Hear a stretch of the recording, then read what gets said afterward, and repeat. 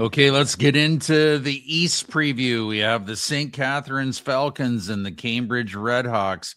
Oh my God, that has to probably. It's too bad that you guys had said before that it wasn't closer because holy moly, like that is just insanity. The OT games, the double OT games, the penalty shots, like you can't make this stuff up, guys. And so Cambridge swept Pelham. They outscored them 27-10 in their series. They're on an 18 game heater at the moment. They're in their second appearance in a conference final for the RedHawks. They were the Midwest Conference champs in 2022, and they won the Sutherland Cup in 2007, 2006, and in 2000 as the Cambridge Winterhawks. The St. Catharines Falcons, they're in their 14th conference final in the last 17 years. They beat Fort Erie in a grueling 7-game series where 5 of the games, including Game 7, went to OT. 1 went into double overtime in Game 3 in St. Catharines. The only previous meeting was in 2022 in the Sutherland Cup round robin, where the Falcons went on to win their second Sutherland Cup final. But we'll start with you this time, Schencker. What do you think about this series? What impresses you? Well, going back to the Fort Erie series, it's too bad one of those teams had to lose. And this St. Catharines team, when you've made 14 finals in the last 17 years, you're doing something right as an organization. And this is another team that has their scoring spread out. Like they only have 2 guys in the top 10. So this is a well-balanced team. Like this is a strong St. Catharines team with Saranic in net.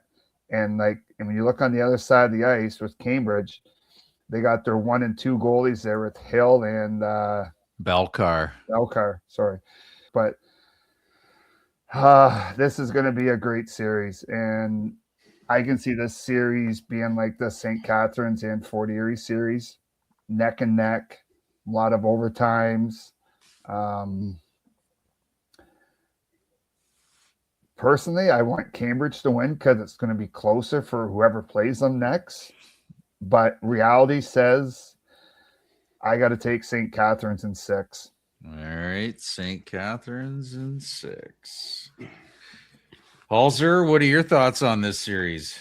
Well, pity the poor Fort Erie Meteors who play a 7-game series, don't lose a single game in regulation. Yeah. And you're out. You're out. I don't know if that has ever happened. Listen, I'm telling you, if this series happened in the NHL, they'd be talking about it for 50 years. Yeah. Yes. I mean, penalty shot in double overtime, penalty shot in the last minute ties the game and sends it to overtime. Just an unbelievable series. And, right. And you know, and we knew, like when we say, well, it's going to be close. I mean, there's close and then there's that. When I'm sitting here flipping a coin going, I know it's going 7. I know it goes to overtime. Flip my coin. It came up heads Fort Erie, when in actual fact, it was St. Catharines that scored it. Fort Erie won the only 2 games that were in regulation, both at home. No, one of each, I think. And so you have to say to yourself, how much has this series taken out of the St. Catharines Falcons? They've played the equivalent of 8 games, not 7. And so you've got a team that has been sitting for over a week because they absolutely slammed the door on what I thought was a pretty good Pelham team, a team that swept Port Colborne and looked really good doing it. The goaltender Snyder, who had such great numbers and such great video, they put 5 past them 3 separate times. Cambridge, I'm talking about. So, I mean, I thought that was a pretty good team going into that series. I even picked Pelham in an upset. Yes. Yeah.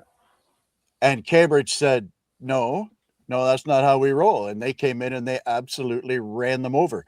And it didn't matter which way you wanted to play it. You want to play it quick? We'll go end to end. You want to play it tight? We'll play the trap. You want to play it physical? Well, we saw what happened in Game 4.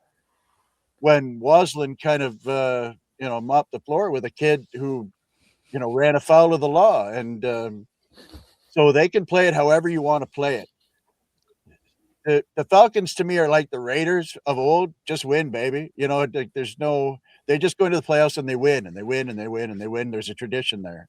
They're super well coached. They're really tough to score on. I think they were also in the top 5 in goals against in the league, just slightly more than Fort Erie. And so, but Cambridge has just impressed me so much after watching them play live. The speed in which they play the game, their ability to forecheck, the way they get on you. And of course that X factor when Hill's playing, he can throw the Hail Mary pass out to center ice and spring him on a breakaway. So there's so much karma going on. Rest versus rust. I'll take the rest, and I'll take Cambridge in a long series, 7 games. Well, what I like is the leading scorer for St. Catharines is their D-man, Jordan Schonbacher. Yeah. Like he has 3 goals and 11 assists. Mind you, he's out there 90% of the game, but still. He led St. Catharines last series, Schencker. He had 2 goals and 7 assists for 9 points as a defenseman. Wow.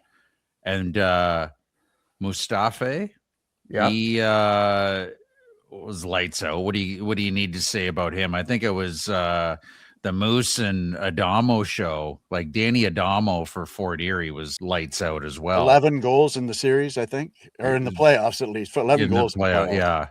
Yeah, and Sam Tonelli, like they're 1 and 2. Like they both had 18 points, and they're out. Yeah, and so you had Schanbacher had 9 points, Mustafa had 8, Bell had 8, and then Atkinson and Lockyer had 6, and then it tails off from there. But to have your defenseman be your top scorer in a shootout series, like that just is crazy. When you look over at Cambridge, Reed Gamage caught light. He didn't have the most points in the first series that they swept, but he caught fire in the second series against Pelham. He had a goal and 8 helpers for 9 points. Then Darcy had 4 and 3.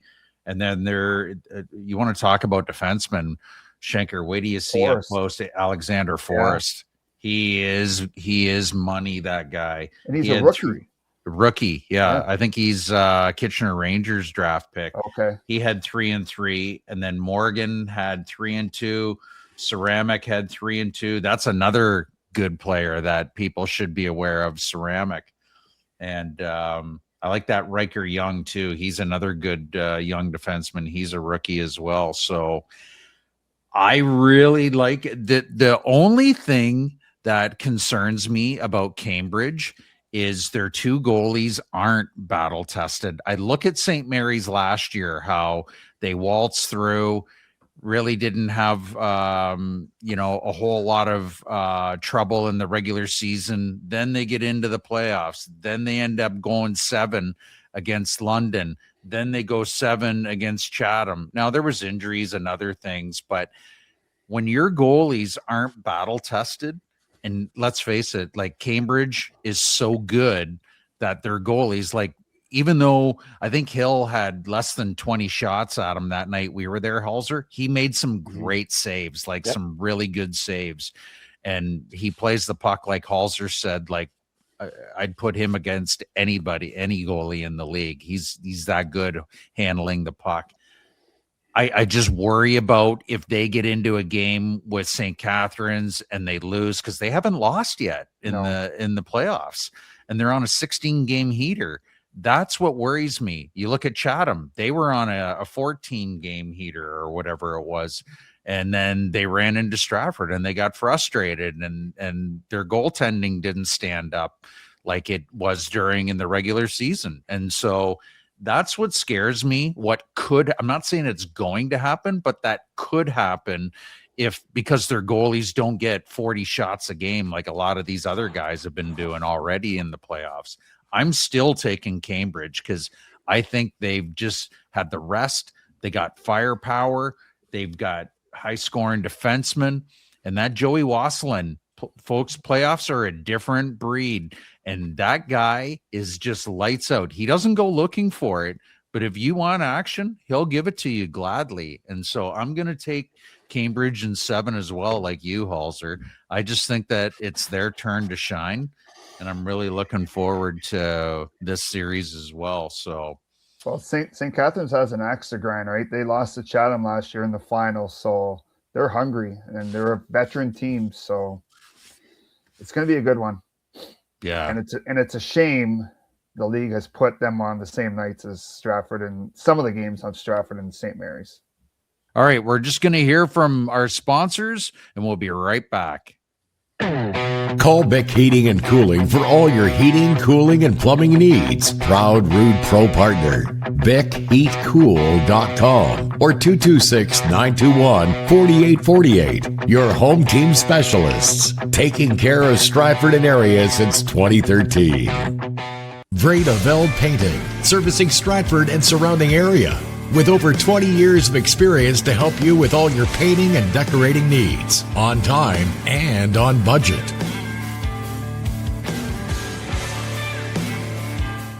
Eisen Canada Inc. is a trusted automotive parts manufacturer located in Stratford, Ontario.